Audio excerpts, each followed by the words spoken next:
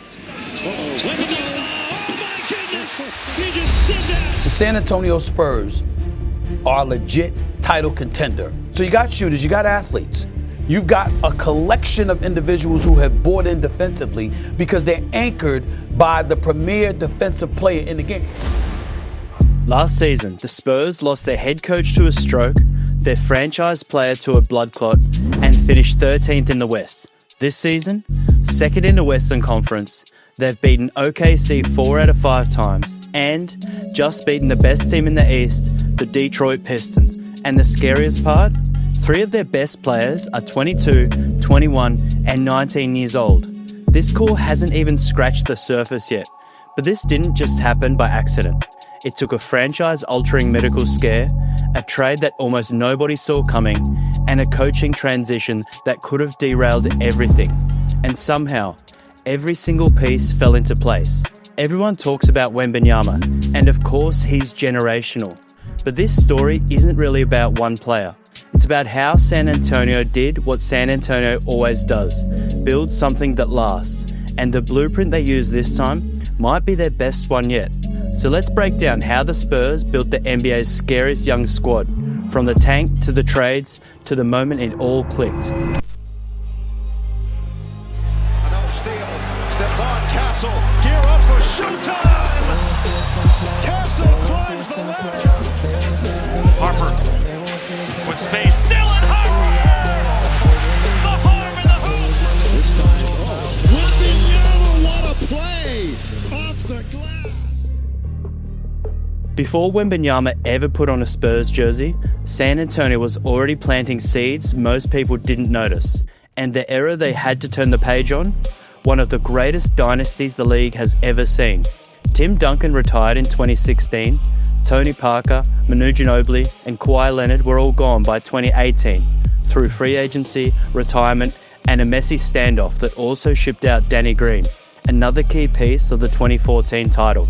That deal brought back DeMar DeRozan, Jakob Poeltl, and a 2019 first-round pick that became Keldon Johnson. With the foundational trio gone, and the player once deemed the future of the franchise out in a sell-low trade, the Spurs hit the no-man's land of NBA mediocrity. Good enough to win 48 games in 2018-19 and push the Nuggets to 7 in the first round, but then only 32-39, 33-39, and 34-48 the next 3 years. The legendary playoff streak came to a halt, and San Antonio went on a run of futility this proud franchise hadn't seen this century. No postseason, and no real path to getting back there. Behind the scenes, the pivot didn't happen overnight. It came after a series of uncomfortable internal conversations. The Spurs had to evaluate where they actually were, where they were heading, and whether the way they were playing even made sense for the modern NBA. For a while after the Kawhi fallout, San Antonio operated as a middle-building team, competitive enough to chase the playoffs, not bad enough to draft at the top, not flexible enough to make real swings. And that's a dangerous place to live. When you're picking 11th, 14th, 18th every year, you're forced to hit home runs just to stay relevant. No cap room, limited assets, no obvious pathway to becoming more than a 6th or 7th seed. The Spurs saw that trap forming. They didn't want to fight for the middle forever, so they pivoted. The earliest hint came in 2020, right before the Orlando bubble restart. San Antonio entered with long odds of extending a record 23rd straight playoff appearance. They didn't bring back starters LaMarcus Aldridge, Trey Lyles, and Bryn Forbes. Instead of scrambling to patch holes, Greg Popovich leaned into youth. Dejounte Murray, Derek White, Lonnie Walker, Keldon Johnson. They started 3 young guards with DeMar DeRozan at power forward next to Poeltl. Faster, more switchable, more modern. They went 5-2 in their first 7 seeding games. Popovich made it clear entering 2021 the philosophy from Orlando was staying. The Spurs were committing to versatility, multiple ball handlers, interchangeable defenders, more spacing, more playmaking on the floor at the same time. They wanted lineups where 4 or 5 players could dribble, pass, and shoot, where a center could operate as an offensive hub, where decisions were shared, not isolated. Optionality became the theme. They already started drafting toward that vision. Keldon Johnson, 29th in 2019, Devin Vassell, 11th in 2020, Trey Jones, 41st in 2020, Josh Primo, 12th in 2021, Jeremy Sohan, 9th in 2022, Malachi Branham, 20th in 2022. Longer, versatile two-way bets across the board, but they'd also quietly identified the 2023 draft as their ideal window to truly accelerate the rebuild. To maximize that opportunity, they needed flexibility. Flexibility requires assets, and assets require hard decisions. The DeRozan sign and trade in 2021 marked the full commitment. He went to Chicago for Thaddeus Young, Al-Farouq Aminu, and a 2025 first-round pick and 2 future seconds. Young was later flipped to Toronto for a 2022 first round that became Branham.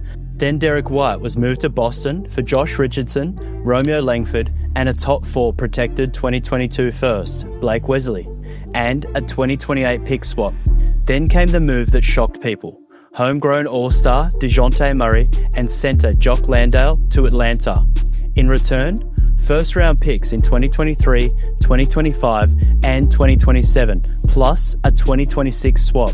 At the time, it looked like a surrender. In reality, it was leverage insurance. Nearly 5 years after arriving via the Kawhi trade, Jakob Poeltl was sent back to Toronto for more draft capital. This wasn't a reckless teardown. This was strategic peeling. The Spurs understood that if their 2023 pick didn't hit big, they needed a plan B. Cap flexibility to chase free agents and draft capital to enter star trades. Then came 2023, last in the West, and the ping-pong balls delivered. Victor Wembanyama, the ideal outcome for the exact window they'd been preparing for 4 years. To maximize lottery odds, yeah, they had to lose. But through the skid, they never lost control. This wasn't the process. They didn't hoard anonymous assets while emptying the locker room. They maintained structure, preserved culture, avoided long-term money that would clog flexibility, but also supplemented with veterans and didn't leave the youngest roster in the league to figure it out alone. Chris Paul and Harrison Barnes came aboard last season. In just 46 games together, Paul assisted on 121 of Wembanyama's field goals, good for 15th most of any duo in the league during the 24-25 season. Paul brought discipline, professional habits, game management, and for the 2024 top 4 pick, Stephon Castle, in his Rookie of the Year campaign, a perfect mentor. By the end of the season, Castle had grown into the team's primary offensive option when Wemby was out. That doesn't happen without infrastructure. The asset pile paid off. Because of the Bulls' first rounder acquired in the DeRozan sign and trade, the Spurs had the ammunition to enter the De'Aaron Fox sweepstakes. And when the deal was finalised, here's what mattered most. They kept Wemby, Sohan, Vassell, Keldon Johnson, and Castle. They gave up Trey Jones, Zach Collins, and Sidi Sissoko, rotation depth pieces, of whom only Trey Jones looks like a consistent quality contributor this season, serving as a backup point guard for the Bulls. Yes, they sent out 4 first-round picks, but look closer. 2025 protected Charlotte pick, 2025 protected Chicago pick, 2027 Spurs, 2031 Minnesota. They kept the valuable Atlanta picks, 2025, 2027, and the 2026 swap, which are growing more intriguing as the Hawks struggle.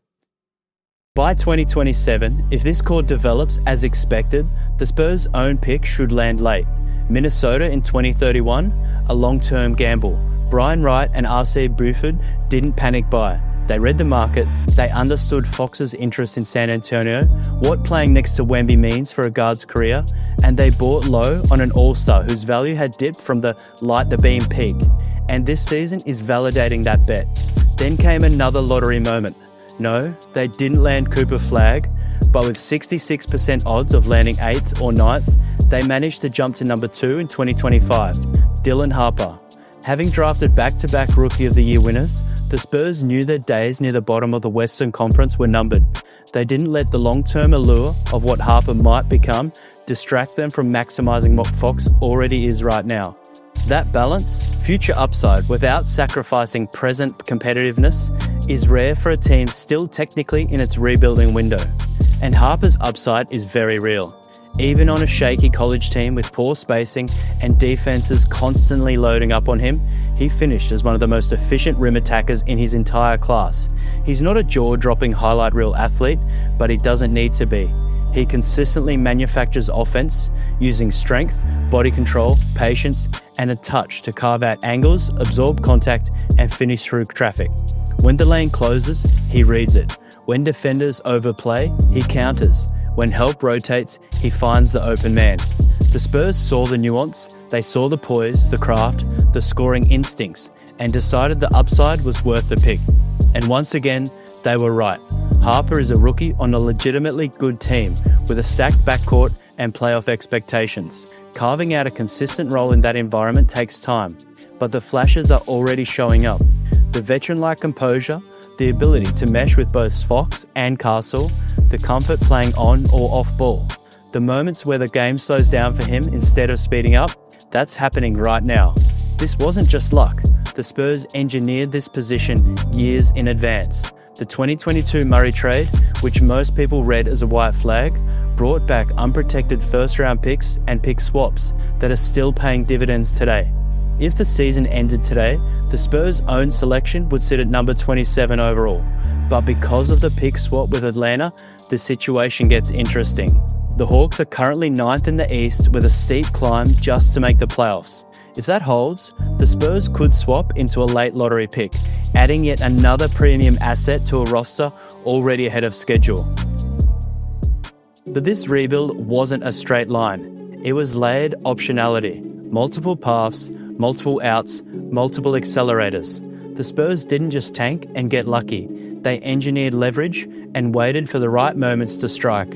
And here they are now, top 2 in the West, trailing only the defending champion, Thunder, a team they beat 4 out of 5 times this season.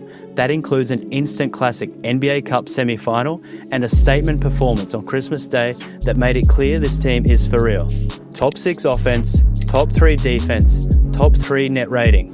And they've done it despite missing key pieces for significant stretches. Fox missed 8 games, Wembanyama 14, Castle 10, Vassell 13, Harper 11. But to understand how remarkable this jump is, you have to look at what they went through last year. In 29 seasons as Spurs head coach, Greg Popovich amassed 1,422 regular season wins, the most in NBA history, and delivered 5 championships. He defined stability, culture, and sustained excellence in San Antonio. Then on November 2, 2024, he was sidelined indefinitely due to what was later revealed to be a stroke. The news stunned the organization and the league. Assistant Mitch Johnson stepped in as interim head coach, suddenly tasked with steering one of the NBA's most tradition-rich franchises through total uncertainty. As Johnson found his footing, the Spurs started pushing back toward 500, then came another devastating blow. Shortly after the All-Star break, Wembanyama was diagnosed with deep vein thrombosis and ruled out for the rest of the season. A franchise cornerstone gone for the year. Fans were stunned, the locker room was shaken, and San Antonio's new acquisition, Fox, had only played 5 games alongside Wemby before the diagnosis. That pairing barely had time to breathe. 1 season, 2 legit health scares, a franchise legend and a player poised to become one, both out. Then Fox opted for surgery on a dislocated pinky he'd battled all year. It felt cursed, but through his well-documented off-season comeback, Wemby made sure his return wouldn't be quiet. Game 1 of the new season, 40-plus points, 15 rebounds, 3 blocks, dominant and assertive, not settling for perimeter jumpers, operating from the elbows, the post, the top of the key. Stronger, more controlled, more intentional than we'd ever seen him. And Mitch Johnson? Any successor to Popovich was going to be measured against impossible standards.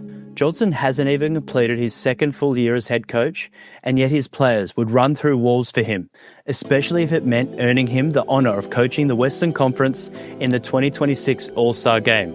The roster he commands has depth, speed, and versatility. The trio of Fox, Castle, and Harper has become lethal downhill. They collapse defenses, live in the paint, and create rotation chaos. Pair that with reliable perimeter shooting from Devin Vassell, Harrison Barnes, and Julian Champagny, and the offense has started humming. Defense, though, is where this group truly separates itself, And that's where one of the most underrated off-season moves paid off. Lost amid the headlines of drafting Harper and Carter Bryant, extending Fox on a max deal, and adding Luke Cornett was another acquisition. Sean Sweeney as lead assistant and defensive coordinator. The impact has been dramatic. The Spurs ranked third in defensive rating this season after finishing 25th a year ago, trailing only the Thunder and the Pistons. Sweeney has completely reshaped the approach. More aggressive at the point of attack, faster rotations, better communication, and he has options. Castle, Vassell, Champagny, Carter Bryant, length, switchability and versatility that lets them mix and match depending on matchup, and behind them stands Wembanyama at the rim. His presence lets perimeter defenders stay attached or gamble for steals, knowing there's elite protection behind them. The trickle-down effect has been obvious. Vassell looks re-energized defensively, playing at a level we haven't seen since his second season. Even Keldon Johnson has taken a step forward. Effort was never the issue, but impact sometimes was. This year, surrounded by strong defenders and better structure, his tenacity is actually translating to results. Not every draft swing worked out though. Josh Primo, the 12th pick in 2021, had his contract terminated for conduct detrimental to the league. Missing on a lottery pick, especially when Alperen Şengün, Trey Murphy III, and Jalen Johnson were still on the board, stings. And so does the decision to waive Jeremy Sochan. The number 9 pick in 2022, Sochan flashed potential. High motor defender, positional versatility, glimpses of playmaking and inside scoring. But as Carter Bryant's play improved and the team's identity sharpened, Sochan got squeezed out. Unable to find a trade partner at the deadline, the Spurs waived a former lottery pick. No drama. The team simply evolved past him. Sometimes rebuilds are about collecting talent. Sometimes they're about making hard decisions once the talent arrives. San Antonio is now firmly in the second phase. Look at what this team is now. Second in the West, top 3 net rating. Wembanyama is the Defensive Player of the Year favourite, averaging 24 points, 11 rebounds and nearly 3 blocks per game. He's warping the geometry of the floor on both ends. And Stephon Castle? At 21, he's building a legit all-defensive case. Earlier this month, he dropped a 40-point triple-double, becoming the youngest player in NBA history to post a 40-12-12 stat line, and only the second player ever to do it on 75% shooting. The first? Wilt Chamberlain. The Area 51 duo already became the youngest pair in league history to record triple-doubles in the same game, passing Jordan and Pippen. 2 years ago, they were dead last in the West, now they're legit title contenders. A 22-year-old generational anchor, a 21-year-old who authored one of the most absurd stat lines the league has ever seen, a 19-year-old rookie already closing games, a franchise point guard locked in long-term, a vault of future draft capital, a coaching staff that turned chaos into culture, and they're 20-11 against teams above 500. That's no longer rebuilding, that's an arrival. The Spurs have always been the franchise that does things the right way. No shortcuts, no panic moves, just patience and precision. And somehow, after everything they went through, Pop stroke, Wemby's blood clot, a 34-win season, they came out the other side with the most dangerous young core in basketball. So I'll leave you with this. Right now, in a 7-game series, Spurs vs OKC, Spurs vs Detroit, who wins? Is San Antonio already ahead of schedule, or are we just getting carried away? Let me know in the comments. I'm reading them all. And if you enjoyed this breakdown, hit the like and hype buttons, subscribe for more videos like this one, and maybe check out one of these on your screen now.